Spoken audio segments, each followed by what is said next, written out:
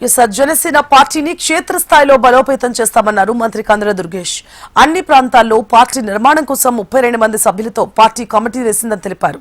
క్షేత్రస్థాయిలోనే నాయకత్వాన్ని నిర్ణయించేందుకు జన సైనికులు, వీర మహిళల నుంచి పార్లమెంట్ నియోజకవర్గ స్థాయి నుంచి గ్రామ స్థాయి వరకు దరఖాస్తులు స్వీకరిస్తామన్నారు. ఇక జనసేన అధినేత పవన్ పై విశ్లేషకులు చేసిన విమర్శలపై ఘాటుగా స్పందించారు కందుల దుర్గేష్.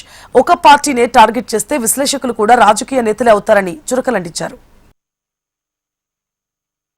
విజయవాడ పార్లమెంట్ నియోజకవర్గం లాంటి చైతన్యవంతమైనటువంటి నియోజకవర్గంలో జనసేన పార్టీకి అత్యంత బలం ఉంది.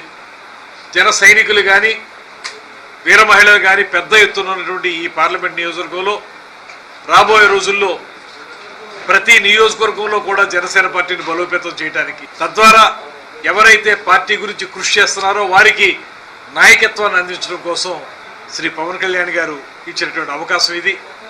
దాంతోపాటు దీన్ని నిర్ణయించడం అనేటువంటిది పవన్ కళ్యాణ్ గారు చేసినా దానికి అవసరమైనటువంటి ప్రాతిపదికని మాత్రం ఈ 32 మంది కమిటీ తయారు చేస్తున్నారు. ఇప్పుడు పవన్ కళ్యాణ్ గారు ఏ రకంగా చూసుకున్నా చాలా రోజు రోజుకి బలోపేతం అవుతున్నటువంటి నాయకుడు ఆయన.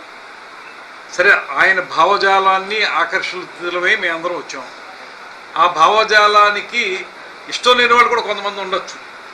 ఈ రాజకీయ మేధావులు లాంటి వాళ్ళు, విశ్లేషకులు లాంటి వాళ్ళకి ఈ అంశాల మీద ఏమన్నా అభిప్రాయ భేదాలు ఉంటే అందరినీ సమానంగా చూడండి. మీరు రాజకీయ